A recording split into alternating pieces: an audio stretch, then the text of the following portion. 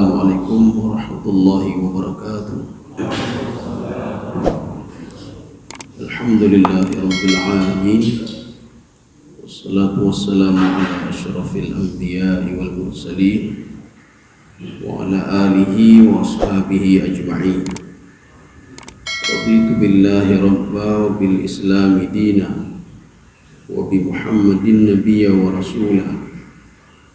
Rabbi shrah li sadri wa yassir li amri wahlul 'uqdatam min lisani yafqahu qawli.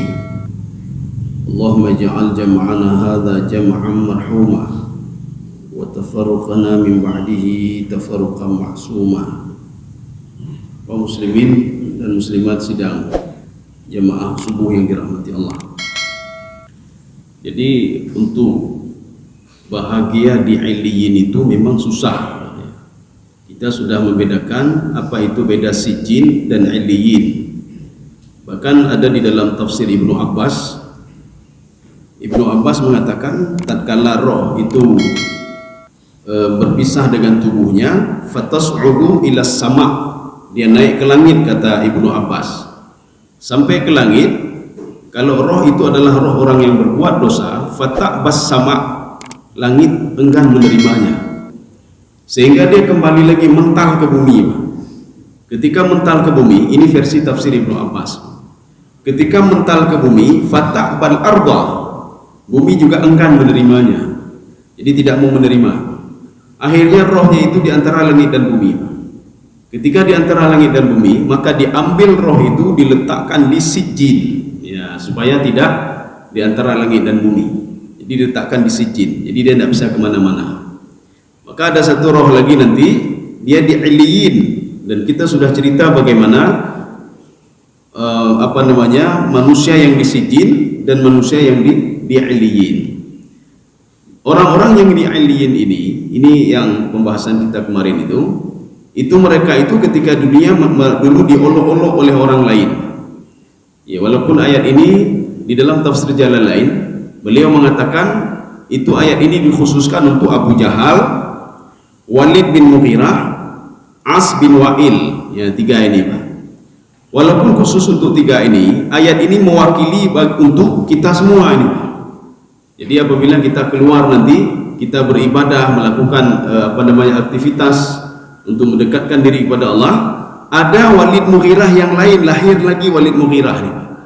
Lahir lagi Abu Jahal, lahir lagi As bin Wa'il yang lain. Jadi bukan masa dulu saja, tidak. Maka ketika kita mau salat diolok-olok, mau beribadah diolok-olok. Termasuk Abu Jahal pernah mengolok-olok anak yatim yang sedang diberikan makan oleh Abu Bakar As-Siddiq. Ini ada dalam surah Yasin. Ketika Abu Bakar As-Siddiq sedang memberikan makan anak yatim, apa kata Abu Jahal? Abu Jahal kan orang kaya. As bin Wa'il itu orang kaya juga. As bin Wa'il adalah salah satu orang kafir yang mau dipenggal lehernya oleh Abu Bakar. Cuma dicegah oleh Rasulullah sallallahu alaihi wasallam. Apa kata Abu Jahal kepada Abu Bakar As-Siddiq yang sedang memberikan makan anak yatim? Ini dalam surah Yasin.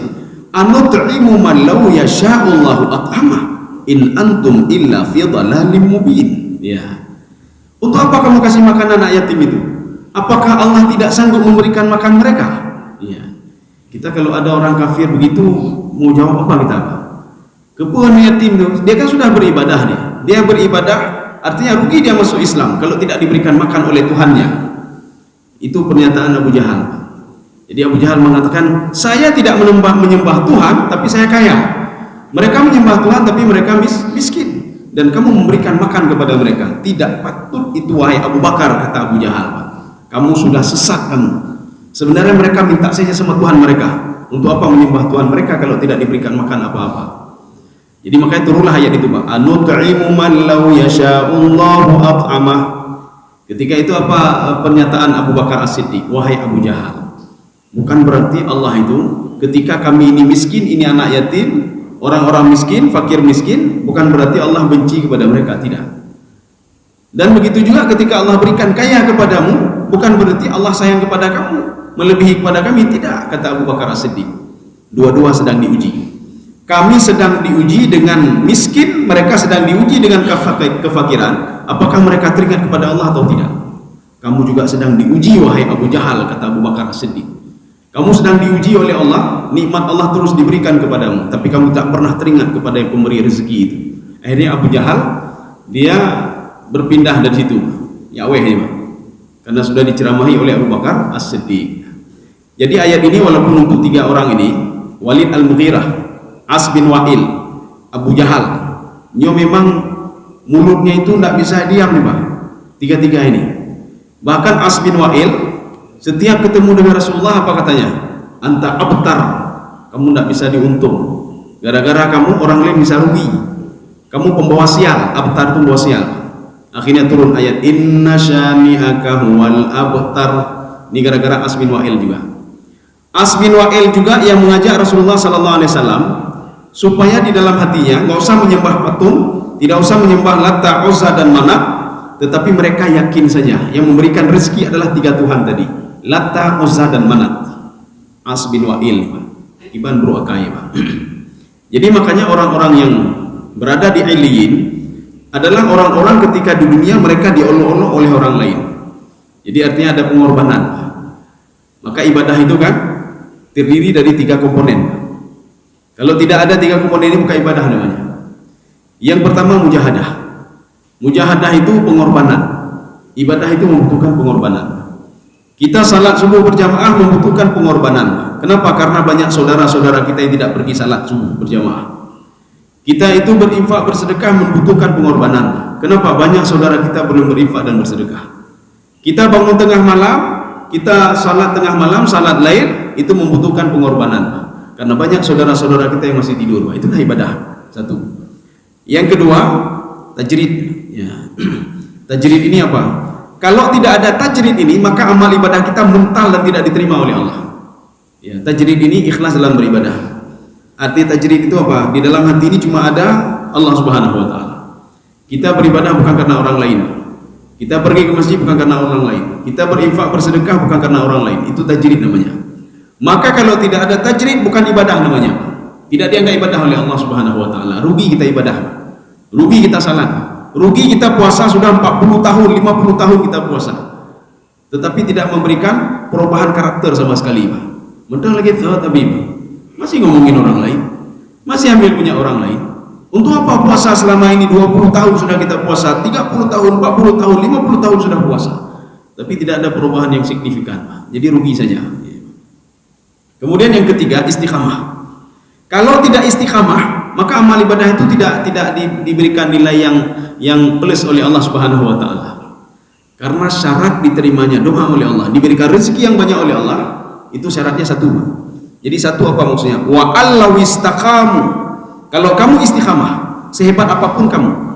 Jadi kita sudah mujahadah sudah, tajrid sudah, tapi tidak istiqamah kita. Jadi tidak istiqamah begini. Hari ini salat jamaah, lah tengok hari ini, besok lah lagi. 1 hari salat jamaah, seminggu tidak salat lagi. Atau 1 hari baca Quran, sebulan tidak baca lagi. Ya, ini tidak istiqamah namanya. Kalau kamu mau saya berikan rezeki kontinu kata Allah, hari ini rezeki, besok rezeki, kapanpun rezeki saya berikan, istiqamahlah kamu kata Allah. Kuncinya istiqamah. Bukan banyak beribadah, tidak. Allah tidak pernah menyuruh orang yang saya dahulukan adalah yang salat tahajud sekian puluh rakaat, 100 rakaat, tidak.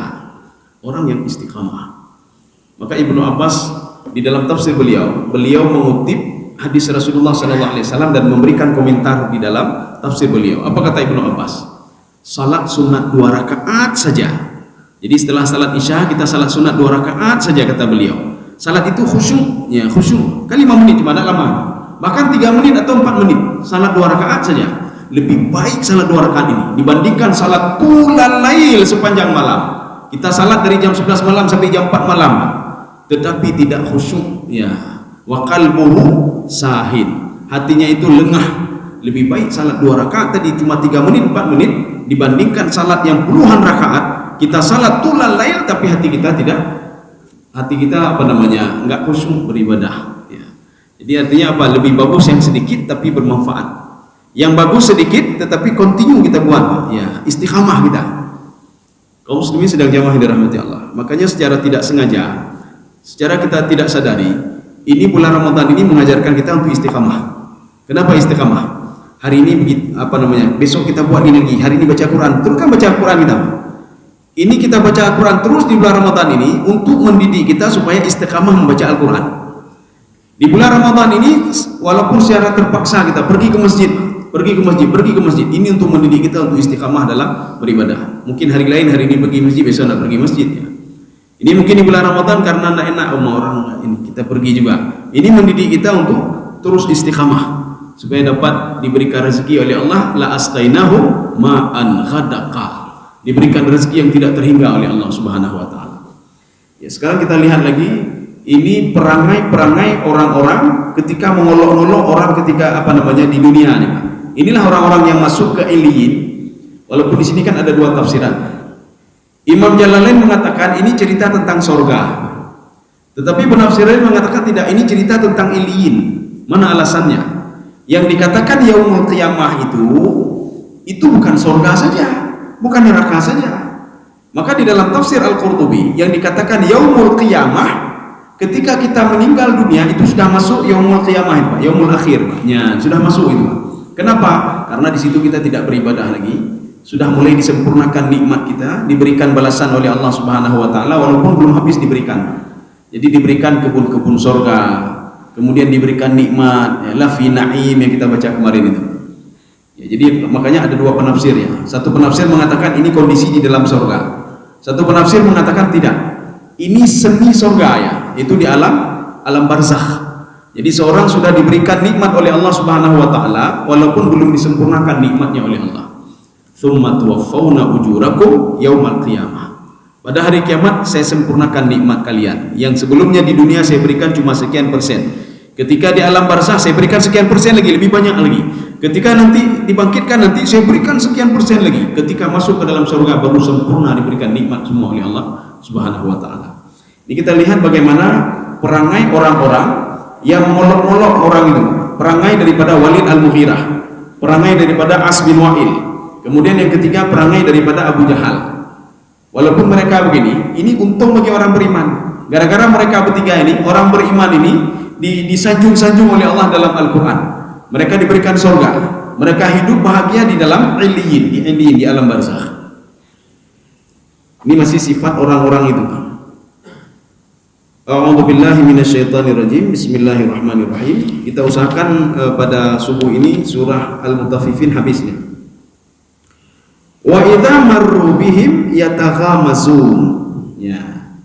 Ini terjemahannya dulu. Kalau seandainya orang-orang beriman itu mereka melalui kelompok, ada orang-orang tadi yang tiga tadi, Pak. Walid Al-Mughirah, Abu Jahal, As bin Wa'il. Ketika orang mukmin itu lewat mereka ini, yataghamazun. Orang-orang kafir tadi yataghamazun, mengolok-olok orang beriman ini. Bagaimana cara mengolok-oloknya? Yataghamazun bukan mengolok dengan mulut, tidak, tetapi mengolok dengan anggota tubuh. Ya, ini. Entah mengkedipkan mata atau kan ngolok-ngolok aja, Pak. Ya, jadi di dalam Al-Quran kita dilarang untuk wailul likulli humazatil lumazah. Jadi humazah, lumazah. Sebagian terjemahan mereka karena takut untuk menerjemahkan humazah, lumazah, maka di dalam terjemahan diterjemahkan celakalah orang yang humazah dan lumazah. Tidak jelaskan apa itu humazah dan lumazah. Humazah dan lumazah itu berbeda. Wailul likulli humazah, celakalah, lembah wailah bagi humazah. Humazah itu orang yang ngomongin orang lain. Ya, ini humazah lembah. Ngomongin orang lain, ghibah orang lain, ngomongin macam-macam untuk orang lain dengan mulutnya. Sudah satu. Humazah, lumazah, ngomongin orang lain tapi bukan dengan mulutnya, tetapi dengan isyaratnya.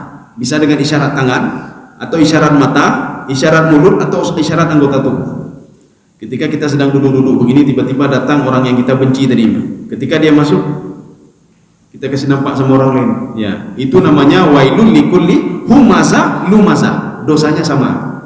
Dosa orang yang ngomongin orang lain, dosa orang yang ghibah orang lain, mengangkat aib orang lain di depan orang ramai, sama dosanya seperti ketika ada orang lewat kita memberikan isyarat dengan anggota tubuh kita, dosanya sama.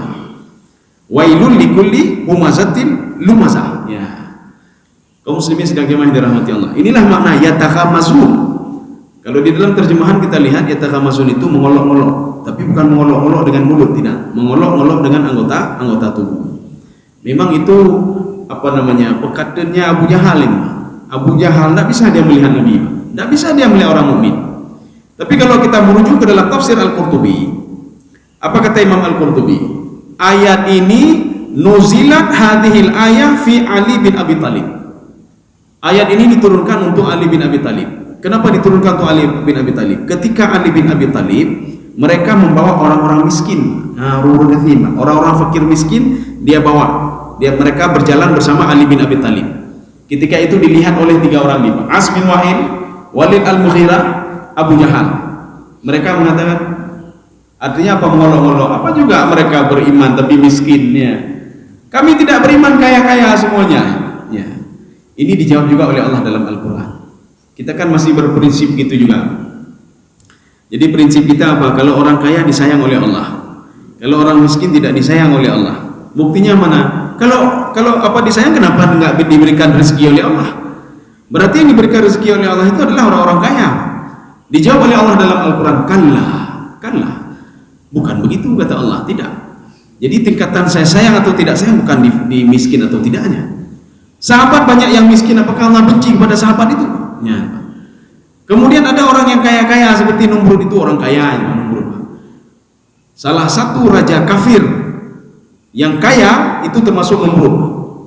Raja kafir itu 2 orang raja kafir yang kaya-kaya diberikan iman oleh Allah. Yang pertama Numrud, satu lagi Bakhtansar.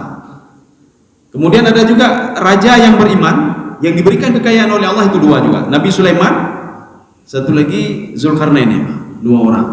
Jadi 2 orang dari beriman, 2 orang dari orang kafir. Nikmatnya sama diberikan oleh Allah. Ini di mana kita lihat Allah sayang ini? 2 kafir, 2 beriman. Artinya apa? Bukan di kekayaannya, tidak. Kanlah, bukan di situ kata Allah Subhanahu wa taala. Kaum muslimin sedang jemaah yang dirahmati Allah. Jadi makanya Allah itu mencintai seseorang itu tergantung bagaimana dia mau menjalankan perintah Allah. Dia meninggalkan apa yang dilarang oleh Allah Subhanahu wa taala. Itu saja. Kaum muslimin sedang jemaah yang dirahmati Allah. Sudah, ini berarti wa idza marru bihim yataghamazun. Ketika Ali bin Abi Thalib, ini dalam tafsir Al-Qurtubi. Kenapa kita ambil Al-Qurtubi? Karena tidak dibahas dalam tafsir Jalalain, tidak dibahas dalam tafsir Ibnu Katsir, tidak dibahas dalam tafsir Sawi. Jadi makanya dalam tafsir Al-Qurtubi ayat ini diturunkan untuk Ali bin Abi Thalib. Kecuali kita lihat di dalam asbabun nuzul nanti, sebab diturunkan ayat ini itu akan kita ketemukan ini.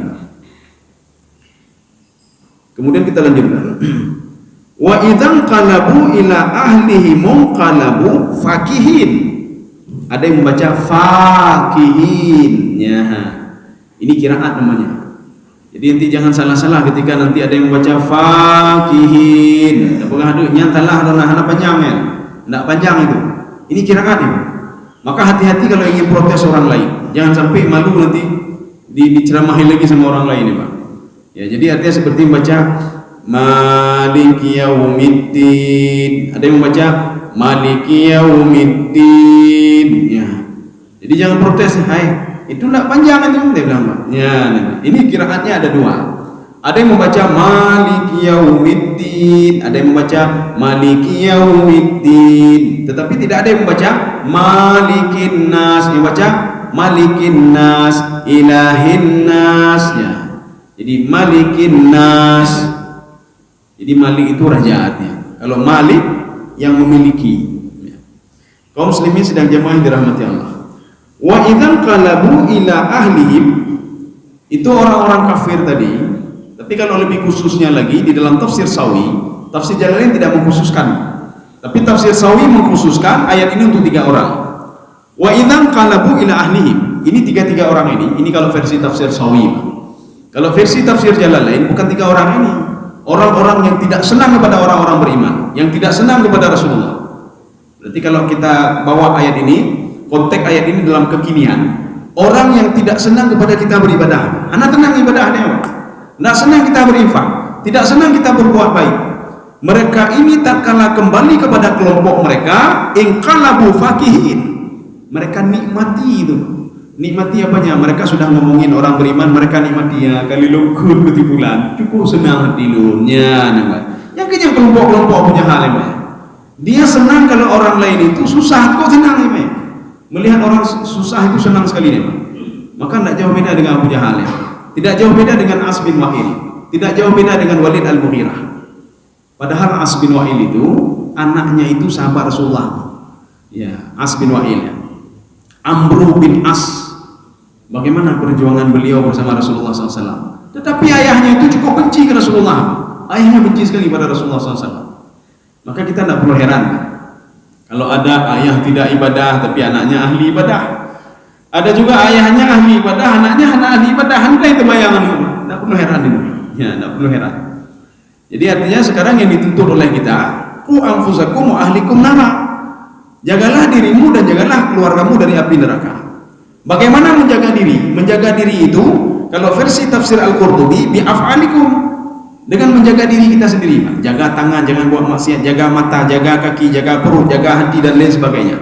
Ini makna qawam saku. Bagaimana wa ahlikum nara, jagalah keluargamu. Maksud jagalah keluarga bi tausiyatihim. Ini kata Imam Al-Qurtubi dan Ibnu Abbas dalam tafsir beliau. Berikan tausiah kepada mereka. Berikan ceramah pencerahan kepada mereka. Jadi artinya ini nak boleh nak ya, ini nak boleh ya. Ini. Setelah itu kita bebas kita. Kalau dituntut oleh Allah, kita sudah mengatakan saya sudah menyampaikan ya Allah, saya sudah dikatakan, tapi dia tidak mau dengar. Ya, kaum muslimin sedang yang dirahmati Allah. Masalahnya kalau kita tidak sampaikan. Masalahnya kalau anak menuntut kita di padang mahsyar, kalau anak ini tidak pernah diajarkan oleh orang tuanya salat, tidak pernah diajarkan puasa, tidak pernah diajarkan untuk dekat dengan Allah, ini bermasalah kita. Ya. Kaum muslimin sedang jamaah yang dirahmati Allah. Wa idzan qalabu ila ahlihim inqalabu fakihin. Inqalaba itu maknanya sebenarnya bolak-balik ini. Inqalaba balik. Maksud inqalaba di sini raja'un, dia kembali. Tadi kelompok tadi 3 orang tadi, atau kalau secara umum orang-orang yang benci kepada orang-orang beriman, ketika mereka sudah mengolok-olok orang beriman, mereka bangga dan senang hatinya. Ya. Inilah yang dikatakan dalam Al-Qur'an itu apa? Istiqamah untuk berbuat maksiat. Satu lagi apa? Istiqamah untuk berbuat kebaikan. Ada orang ketika dia berbuat kebaikan hatinya tenang sekali. Ini kalau belum baca Quran hanya tenang hati. Ini wa Allah istiqam. Ini versi tafsir Ibnu Abbas. Artinya apa? Dia istiqamah terhadap hal-hal untuk taat kepada Allah. Kalau semalam dia tidak bangun tahajud, dia tidak bangun salatul lail, dia merasa tidak enak. Ini ada yang kurang saya ini. Boleh, mana bodoh dengan malam. Mana mengatakan ayo hati. Hana mengatakan Yohana tidak jamaah hari ini, Pak. Tidak berjamaah. Kenapa? Karena dalam perjalanan, Pak. Tidak ada jamaah hari ini. Terpaksa kasar, enggak enak karena sudah biasa berjamaah.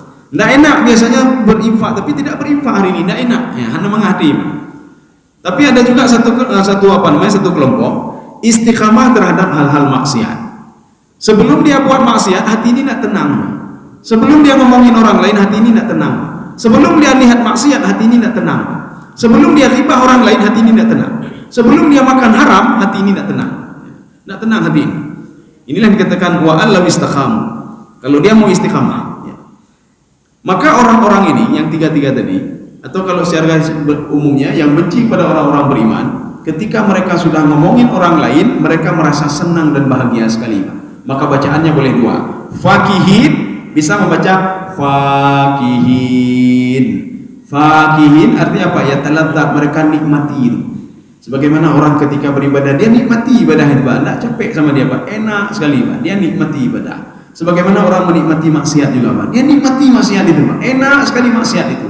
Besok minta lagi dia, besok minta lagi dia.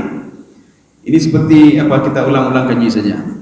Di dalam tubuh manusia itu ada nukleus namanya, Pak. Nukleus itu inti sel. Inti sel itu ada yang positif dan ada yang negatif. Ketika manusia itu berbuat sesuatu hal yang positif, maka inti sel ini akan bergerak nih. Ya, dia bergerak. Manusia salat, mendekatkan diri kepada Allah dan berbuat hal-hal positif, inti sel ini makin bertambah. Yang negatif tadi tidak bergerak. Kenapa? Maksiat tidak kita lakukan. Tapi ketika kita buat maksiat, inti sel yang negatif ini akan bergerak lagi. Besok dia minta lagi, Pak. Besok minta lagi, Pak. Sehingga tubuh manusia ini ketika dia terus berbuat maksiat, inti sel negatif ini sudah menguasai tubuhnya. Sehingga dalam pikiran dia selalu negatif saja terpikir. Jadi makanya Rasulullah mengatakan wa atbi'is sayyi'atal hasanata tamhuha. Berbuat baiklah kamu, dengan demikian inti sel positifmu itu akan bergerak dan menutupi inti sel negatif. Jadi makanya orang yang di kepala dia negatif, selalu terpikir maksiat, selalu korupsi, selalu buatlah kebaikan, kata Rasulullah, yang banyak. Supaya apa? Yang negatif di kepala kamu tadi bisa ditekan dengan yang positif, ya. Sehingga di kepala kamu terpikir yang positif-positif saja. Kaum muslimin sedang jemaah yang dirahmati Allah. Kita lanjut lagi. Wa idza ra'awhu qalu inna haula'i ladallun. Ya, ini anehnya lagi. Wa idza ra'awhum, apabila mereka itu, siapa mereka itu? 3 orang tadi. Kalau kita lihat secara umum bukan 3 orang ini saja, Pak. Ini 3 orang mewakili orang yang tidak senang kepada orang-orang beriman.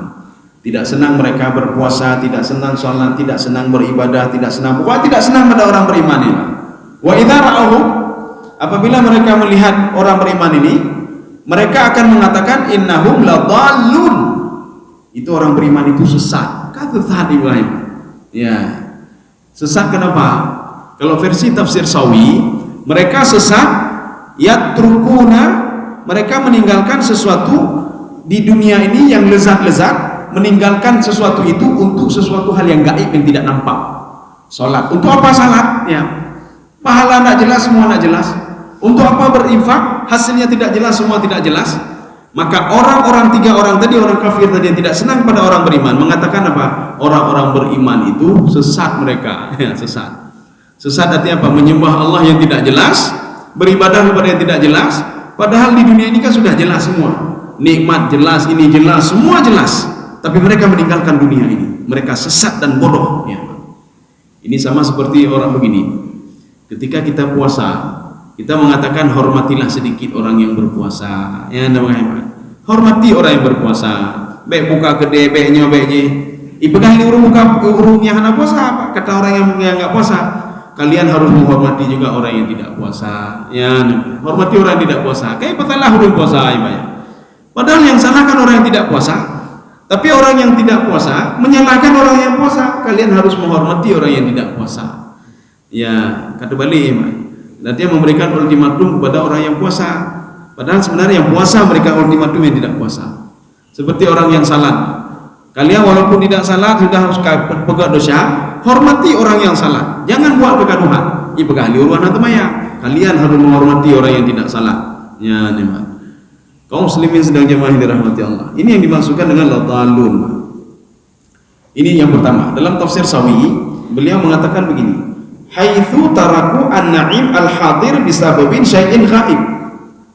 Ada nikmat yang nampak di depan mata, ditinggalkan begitu saja. Rugi kalian, ini kata orang kafir. Nikmat sudah ada di depan, kesempatan korupsi sudah ada, kenapa tidak mau? Nikmat ini ada, kenapa tidak pergunakan terus? Untuk ini mendalimi orang lain ada kesempatan, kenapa tidak lakukan terus? Li syai'in ghaib, kalian meninggalkan ini untuk sesuatu hal yang gaib. Inilah iman namanya. Iman itu masalah hati. Walaupun pahala tidak nampak, tapi kita yakin kepada Allah Subhanahu wa taala. Kalau orang tidak yakin, maka tidak akan datang ke masjid ini. Dia di kepala dia apa? Rugi saja ke masjid. Ngapain ke masjid? Untuk apa salat? Untuk apa baca Quran? Untuk apa berpuasa? Tidak ada yang tahu kalau kita tidak puasa. Siapa yang tahu kalau kita tidak puasa? Siapa yang tahu kalau kita makan sesuatu masuk ke dalam kamar mandi, ke dalam kamar WC dan lain sebagainya? Tidak ada yang tahu. Ya. Tetapi gara-gara iman. Jadi keyakinan. Ini masalah keyakinan. Makanya Rasulullah SAW, kalau masalah lain tidak ada masalah.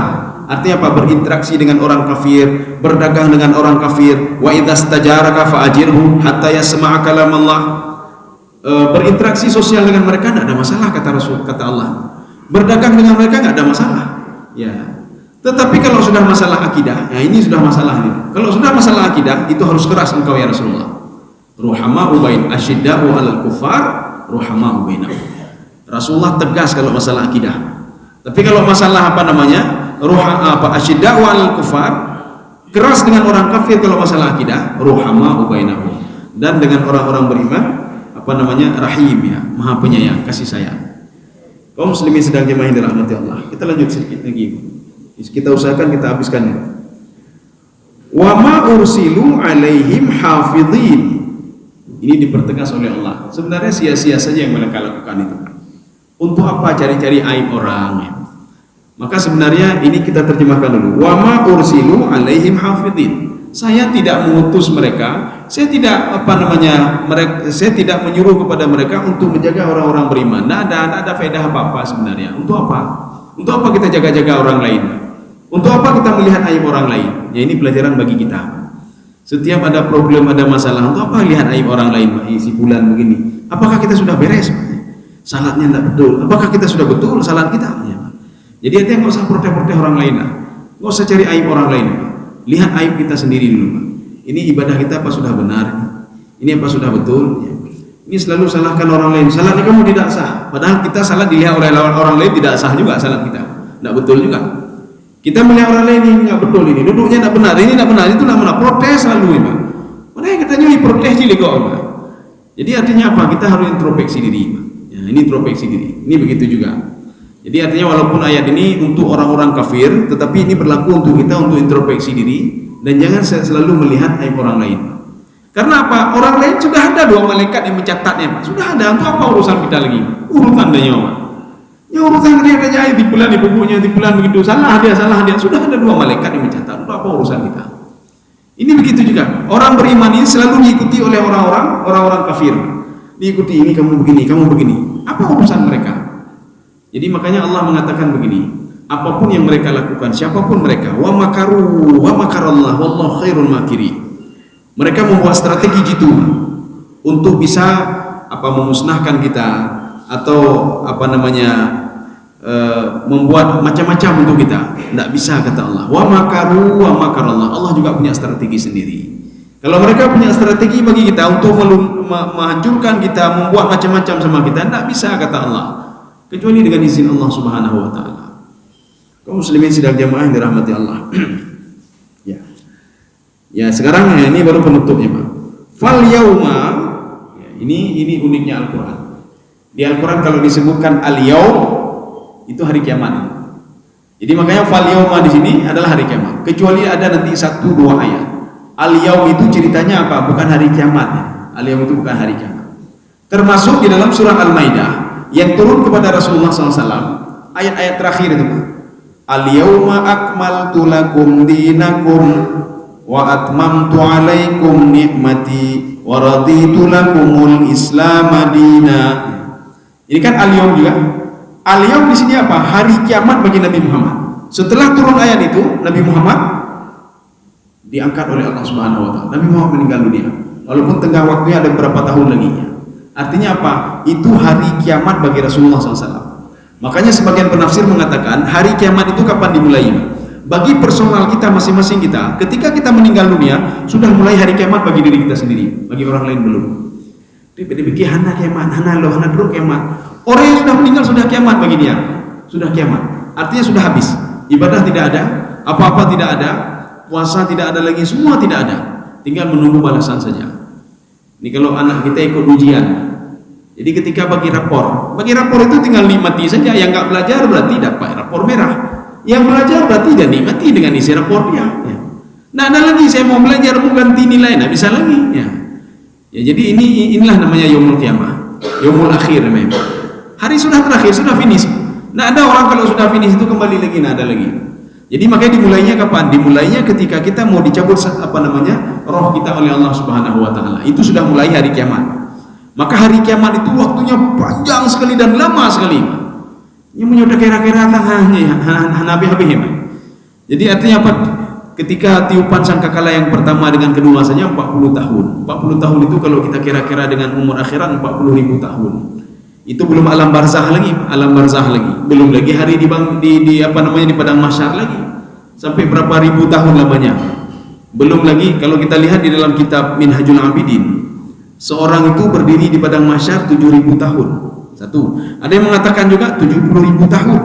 Tapi di dalam Al-Quran, di dalam dialog Rasulullah dengan para sahabat itu 50.000 tahun. Kita berdiri di padang mahsyar itu 50.000 tahun lamanya.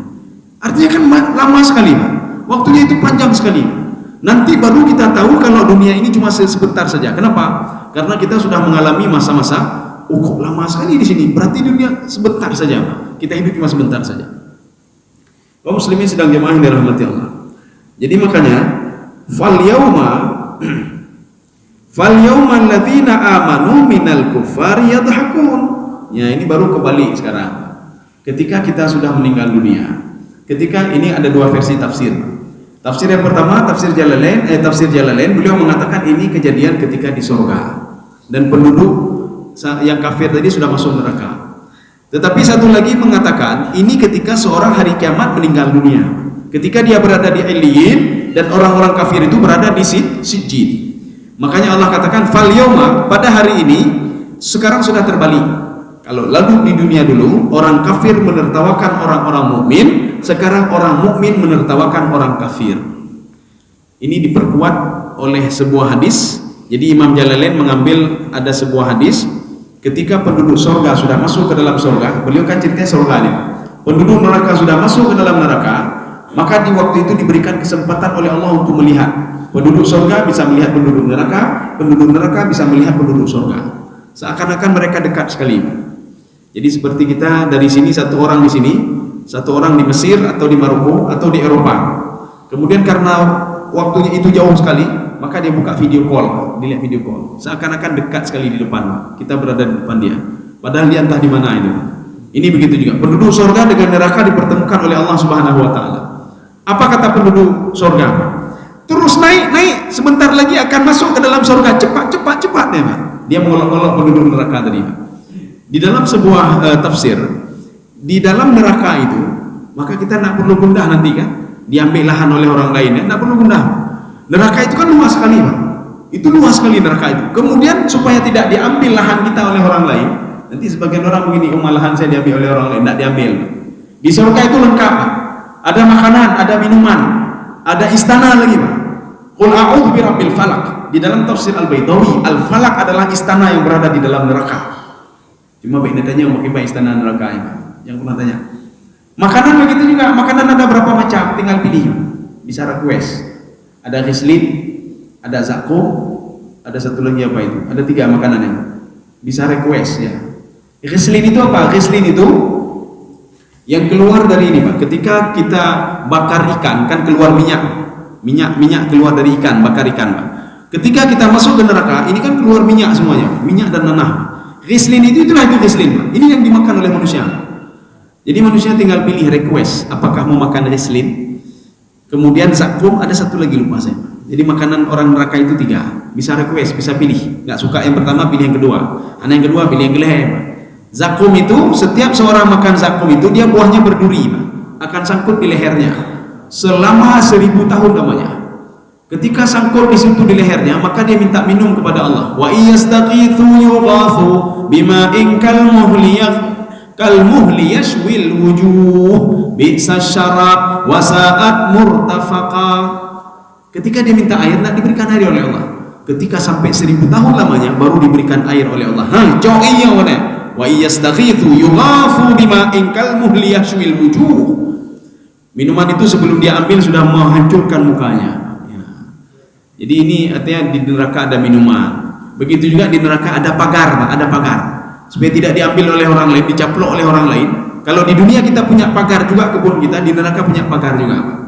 Maka ada dalam satu tafsir, dalam tafsir Ibnu Abbas, pagarnya itu apa? Ada sebuah sungai, Pak. Jadi sungai itu dialiri dengan api, Pak. Ada yang mengatakan nanah. Artinya orang lain tidak bisa masuk kemari. Ya, satu. Yang kedua, pagarnya itu ada 4. Ada 4 pagarnya. Pagar pertama itu jaraknya 20 tahun perjalanan kaki. Yang kedua begitu juga. Yang ketiga sampai 4 kali. Berarti kalau kita kalkulasikan 20 tahun kali 4, 80 tahun perjalanan kaki baru sampai ke atas. Maka ketika itulah orang-orang beriman ketika melihat orang kafir berada di dalam neraka, mereka bisa menyaksikan bagaimana mereka dibakar itu.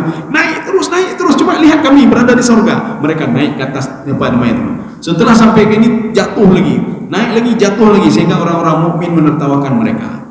Ini kalau versi tafsir yang pertama. Ini kita bisa melihat juga nanti di dalam surah Al-A'raf. Jadi artinya penduduk surga ketemu dengan penduduk neraka sampai nama-namanya mereka kenal. Ya, itu si fulan itu dulu yang mengolok-olok saya itu. Itu si fulan dulu yang ini saya, si fulan dulu yang ini saya. Dia kenal semua. Ya. Ini sekarang versi tafsir yang kedua. Versi tafsir yang kedua, ketika manusia berada di Iliyin, ya, di alam barzakh. Jadi di alam barzakh itu kata Imam At-Tabari, apa aktivitas mereka? Mereka bertanya tentang orang-orang dulu di dunia. Bagaimana sih fulan? Nggak tahu, saya nggak ketemu lagi. Dia sudah di sijin. Kalau di Iliin kita sudah ketemu sama dia. Ya. Dari artinya apa? Alam barzah itu seminya sorga, seminya sorga. Kita belum masuk sorga, tetapi nikmat-nikmat itu sudah diberikan. Nikmat alam barzah itu lebih dahsyat lagi dibandingkan dengan nikmat dunia. Maka kalau ada orang yang tahu bagaimana nikmat alam barzah, dia sudah bercita-cita untuk mati terus, untuk ketemu terus dengan Allah. Mana buktinya?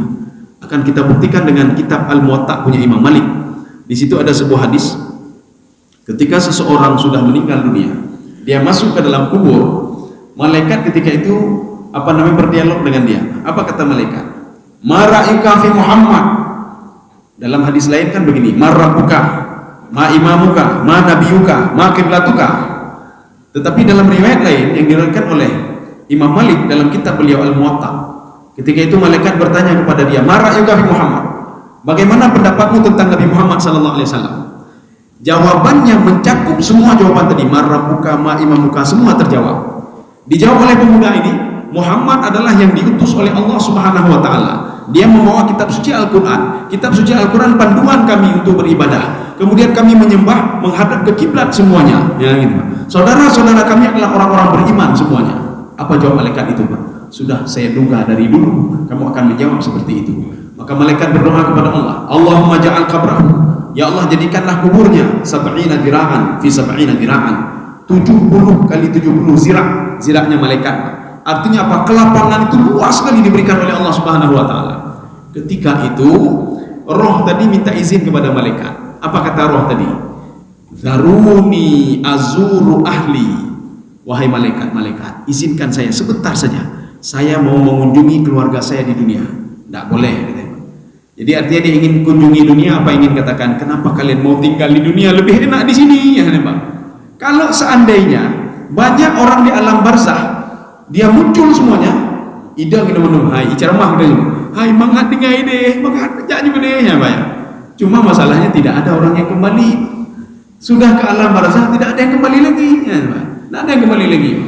Jadi itu masalahnya. Kalau ada yang kembali, maka mereka akan mendakwahi kita, cepat-cepatlah mati. Karena apa? Nikmat di sana lebih dahsyat lagi, lebih enak lagi.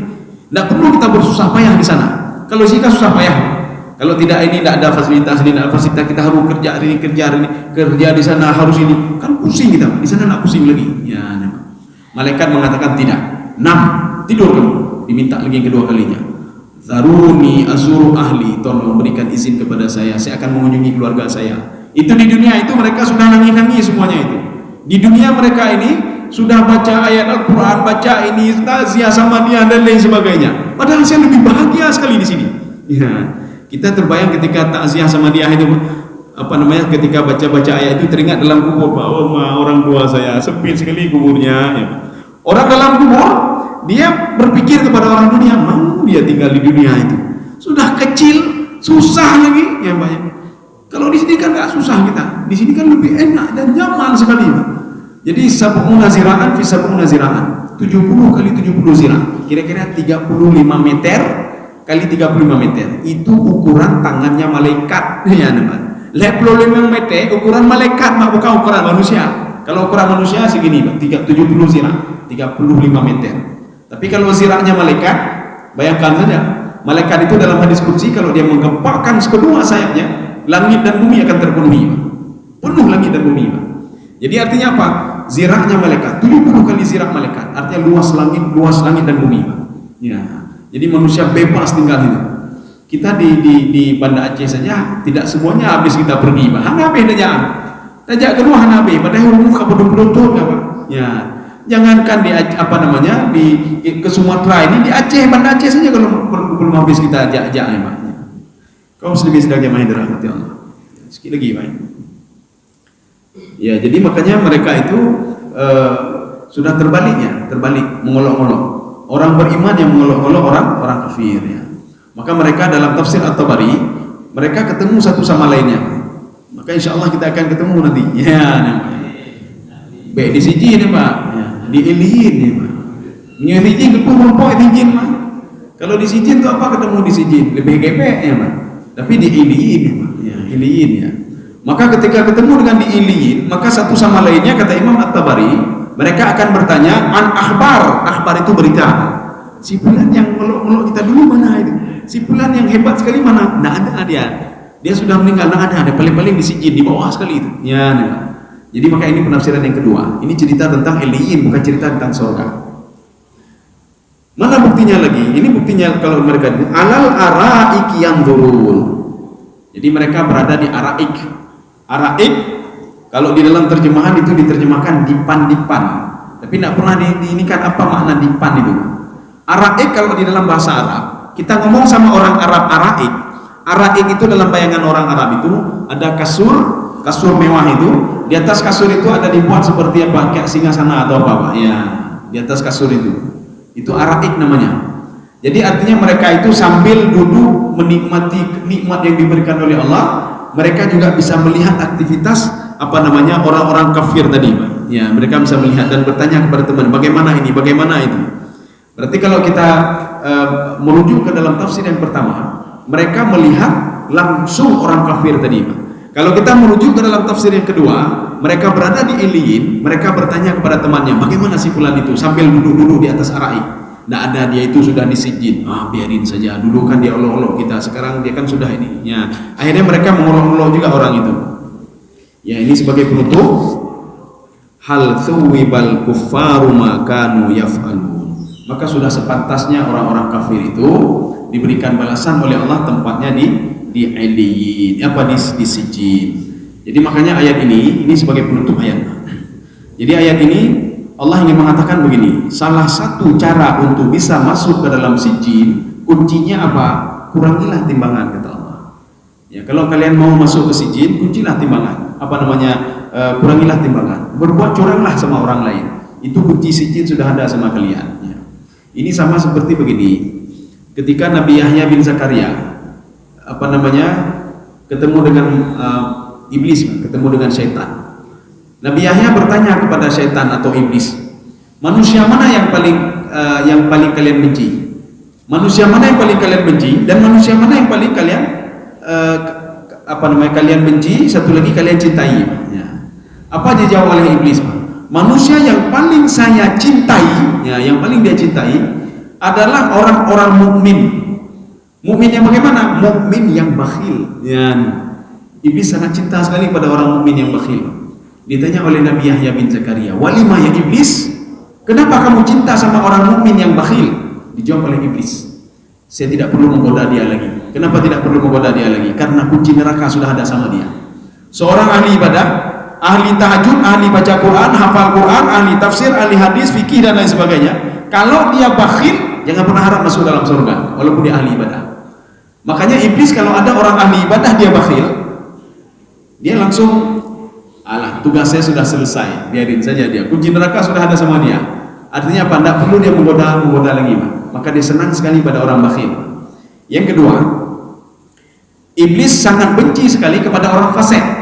Fasik itu apa? Kadang-kadang salah, kadang-kadang tidak. Kadang-kadang buat maksiat. Fasik yang bagaimana? Asyahyu, tetapi dia dermawan. Dia fasik tapi dermawan, ya, Pak. Dia orang muslim, kadang-kadang salah, kadang-kadang tidak salah, tapi dia dermawannya luar biasa. Ditanya oleh Nabi Yahya bin Zakaria, "Walima ya iblis? Kenapa engkau benci sekali kepada orang fasik? Padahal dia kan sudah jauh dari Allah. Kenapa kamu benci lagi sama dia?" Apa dijawab oleh iblis? "Bukan itunya yang saya benci, karena dermawannya yang saya benci. Saya takut nanti sifat dermawannya itu bisa menghapuskan sifat-sifat fasik dia. Lama-lama fasik dia akan hilang. Itu yang saya benci. Maka setiap orang yang bersedekah itu selalu saya dekati dia. Jangan sedekah, jangan bayar zakat." Ya. Apalagi sebentar lagi kan kita mau ini ya, zakat fitrah. Ya. Jadi ada yang bayar dengan beras, ya, Pak. Ya, dengan uang juga. Ini bagaimana caranya ini? Di dalam mazhab Syafi'i tidak pernah mengenal duit. Jadi mazhab Syafi'i mengatakan keluarkanlah qut balad. Qut balad itu apa? Makanan pokok. Kita makan apa? Itu yang kita keluarkan. Maka karena kita makan beras kita keluarkan. Ada sebuah tempat nanti makan gandum yang dikeluarkan. Qut balad. Jadi beliau tidak pernah kita merujuk dalam fikih beliau itu. Kita merujuk fikih Imam Syafi'i, tidak pernah kita dapatkan di situ harus bayar dengan duit. Walaupun nanti seimbang dengan duit, kan lebih berharga duit. Nah, ada yang bilang begini, Pak. Untuk apa kita kasih beras kamu tumpuk-tumpuk? Tidak bisa dikiaskan apa namanya. Sama seperti ini. Ada orang bertanya ke saya, ini setelah Idul Fitri ke Idul Adha, kan kurban. Kenapa kurban tiap-tiap hari kurban? Kambing lembu sudah bertumpuk semuanya. Tidak ada orang makan kambing lagi. Bagaimana kalau kita ganti dengan duit saja? Duit itu kan lebih faedah lagi. Kita berikan kasih pendidikan untuk anak-anak ini pergi sekolah. Kalau kita kasih kambing apa kambing? Hei bejoli kambing apa? Lu apa kambing? Ya. Kalau tidak disembelih bukan kurban namanya. Maka syariat itu harus pertumpahan darah. Harus ada tumpah darah. Itulah syariatnya. Jadi syariatnya bukan kita rubah-rubah, oh ini lebih berharga, ini tidak boleh main-main akal, Pak. Ya, tidak boleh main akal. Ini yang pertama. Artinya apa? Harus bayar dengan beras. Imam Syafi'i tidak pernah mengenal duit, tidak pernah dia mengenal duit. Harus membayar kurban. Kalau kita ingin membayar duit, ya, kita harus merujuk ke dalam Imam Hanafi. Imam Hanafi, beliau memang agak berbeda sedikit. Apa kata beliau? Zakat itu hendaklah dikeluarkan dengan korma, gandum, ya. Jadi makanya boleh dengan duit. Ini kata Imam Hanafi, boleh dengan duit. Itu atas pertimbangan menurut Imam Hanafi itu. Jadi pertimbangan beliau ini kalau ini bisa dengan duit. Artinya apa? Kita sekarang ingin membawa duit, bagaimana caranya? Boleh bayar dengan duit, tetapi dengan perkiraan Imam Hanafi.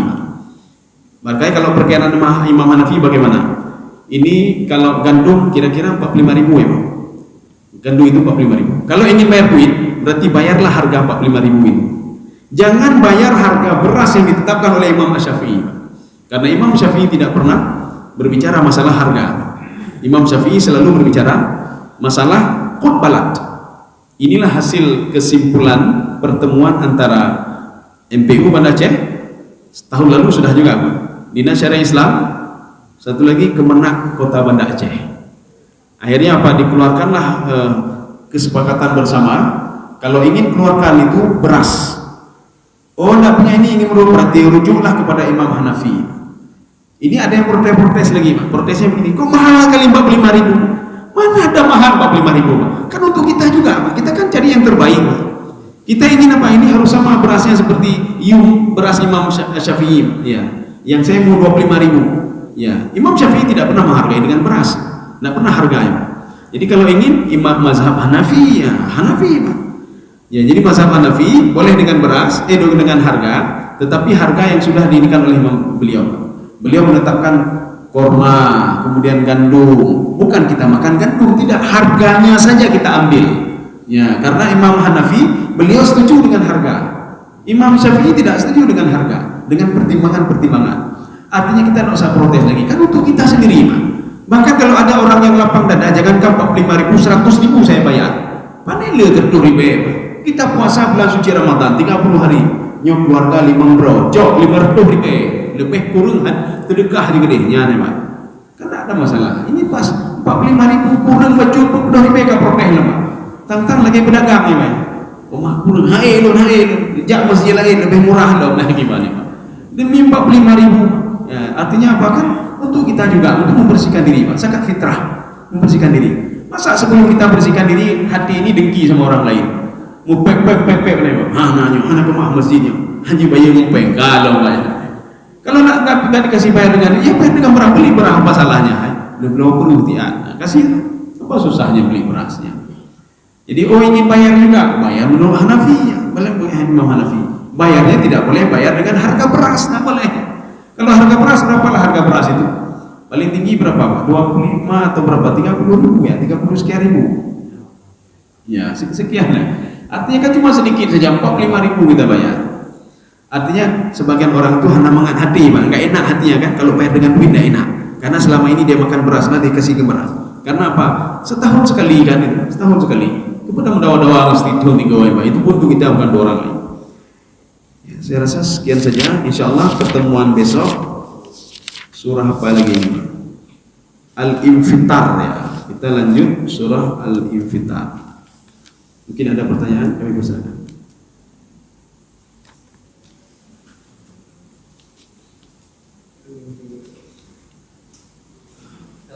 Iya, boleh.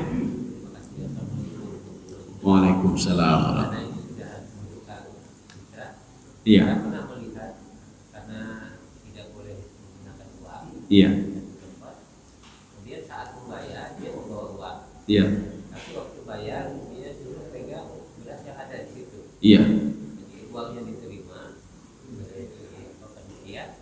Kemudian orang yang memberikan zakat fitrah itu pegang beras. Iya. Seolah-olah dia beli itu hukumnya gimana? Oh, begini. Sebagian musalla itu mereka sudah siapkan beras, Pak. Jadi beli beras dulu di situ, suruh beli beras dulu. Ya, setelah beli beras, duitnya kan ke sana, Pak. Baru serahkan beras itu, Pak. Ya, beli beras namanya. Ya, jadi Berasnya beras orang punya itu yang sudah datang duluan fitrah itu kan sudah ada beras-beras. oh itu tidak boleh itu, Pak. Ini memang sebagian masjid memang sudah disiapkan sendiri beras dari masjid. Beras dari masjid sudah disiapkan sendiri, nanti beli ke masjid istilahnya. Tapi kalau beras orang lain tidak boleh beli, itu punya orang, Pak. Ya. Kamu beli beras itu nggak boleh, Pak, punya orang. Jadi artinya beras harus memang disediakan di masjid, biasanya disediakan di masjid. Beli dulu beras itu, baru kemari. Artinya kita nggak usah ini apa namanya, karena untuk kita sendiri ya, Pak. Biarlah biar capek-capek. Oh beli beras, rumah jauh sekali, demi kita sendiri.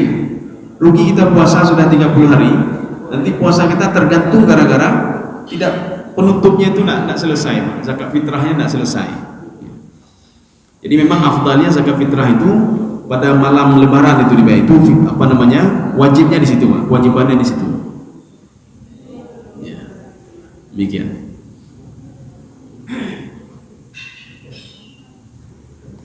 Sudah. Memang ada sebagian tempat nanti duit semua ya, Pak. Duit semua. Nanti begini apa namanya? Mereka itu langsung menghargai harga Imam Syafi'i. Imam Syafi'i mengatakan ini segini apa namanya sekian liter ya, Pak. Langsung dihargai liter itu berapa beras. Itu tidak bisa karena Imam Syafi'i tidak merekomendasikan untuk bayar dengan duit. Ya, Imam Syafi'i. Yang merekomendasikan Imam Hanafi. Cuma susahnya kita begini, Pak. Ketika dalam beribadah kita selalu condong kepada Syafi'i dan membentak-bentak pengikut Imam Hanafi, Pak. Apa itu tidak sah itu? Masa salah Allahu Akbar lurus begini, Pak. Kan mereka begitu, Pak. Allahu Akbar. Sami Allahu liman hamidah, ya, Pak. Tapi ketika kita dalam satu hal ini kita ikut Imam Hanafi, ya. Dalam satu segi kita membenci beliau, tapi dalam satu segi karena mudah kita ikut beliau, ya kan susah. Tetapi memang kalau di Timur Tengah itu sudah bercampur-campur, supaya tidak ada masalah sebenarnya. Mau begini boleh Allahu Akbar, begini tidak pun boleh juga, ada masalah. Tidak ribut. Yang ribut itulah di kita ini. Kita ini kalau lihat sudah aneh sedikit sudah salah. Sami Allahu liman hamidah kan begini, sedekap juga. Ini ada di dalam Imam Hanafi. Tapi kita Imam Syafi'i Sami Allahu liman hamidah begini. Jadi kita biarin saja. Artinya inilah keberagaman ilmu namanya, Pak. Ini namanya apa? Keberagaman ilmu dan ini diberikan oleh Allah. Kita artinya bisa beribadah dengan berbagai cara, tapi tidak boleh lepas daripada koridor yang sudah digarisbawahi. Makanya orang yang suka protes itu biasanya orang kurang ilmu ya, Pak. Tapi orang yang sudah ini ilmu nggak protes ya, Pak. Oh ini biasa ini. Oh ini biasa ini. Ya, gitu. Saya rasa cukup sekian saja. Mudah-mudahan ada manfaatnya bagi saya sendiri dan jemaah sekalian.